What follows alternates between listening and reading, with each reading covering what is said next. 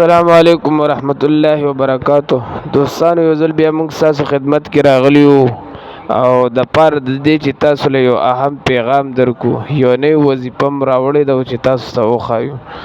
دغه رنګې نوي نوي شیزونه موږ تاسو ته ښایو، نوي نوي وظایف تاسو ته موږ ښایو او همداسې درته ښایو د پاره دې چې تاسو پرې خپل علاج وکړئ او خپل بدن طاقت صحیح کړئ او خپل جسم له اصلاح ورکړئ.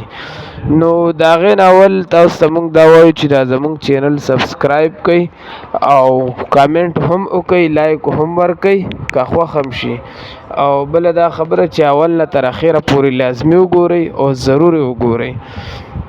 موږ نوې وظیفه ستاسو دپاره دا راوړې ده چې د یو کس ګردې فیل شي. مطلب دا د یو کس ګردې فیل شي او ډاکټران خو بیا اجازت ورکړي چې دا نه ښه کېږي، یا به ټرانسپورټ پکې مثلا بل چا نه به ګرده اخلي او ده ته به یې لګو، په هغې باندې په کروڑو روپۍ لګي. غریبانان خلک وي، دومره غریبانان خلک دي نن سبا چې د هغې چېرته وس دی، د 1000 روپو وسې نه وي، نو کروڑو روپو علاج چېرته کولی شي. دې دپاره د کروڑو روپو علاج دپاره درته موږ یو اسانه وظیفه ښایو، اسان عمل ښایو. نو د کروڑونو روپو علاج دی، هغې دپاره موږ تاسو له فري وظیفه درکو. د یو انسان چې کوم انسان چې ګردې فیل شي د هغې دپاره موږ تاسو له یو اسان علاج درکو.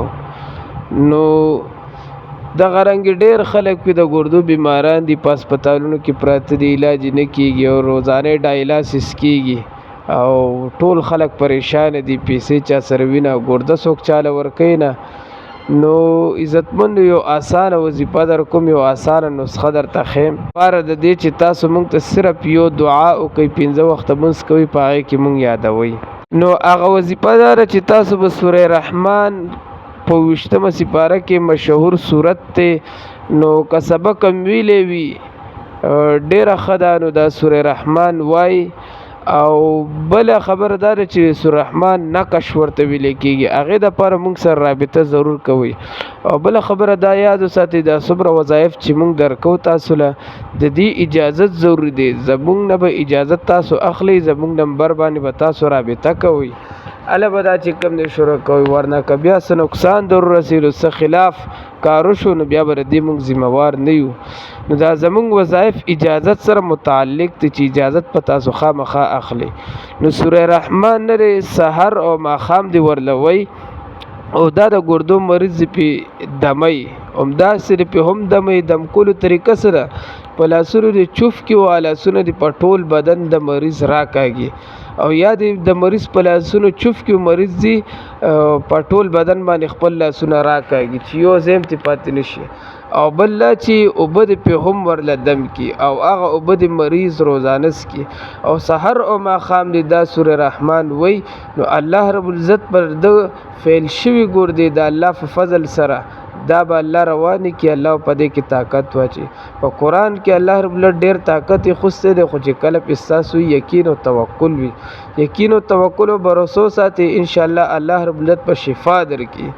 او دا وظیفه تاسو قائم او دائمه جاری کوئ، انشاءالله تاسو له به الله شفا درکړي. یو ځل درته بیا ویم، دا وظیفه سوره رحمان دی په 20مه سپاره کې، دا به مریض که خپله ویلی شي ډېره بهتره ده. سحر او ماښام اوبه دې پې هم دمئ او دواړه لاسونو باندې دې چوف کوئ، لاسونه دې په ټول بدن باندې هم راکاږي. دا طریقه کار دی.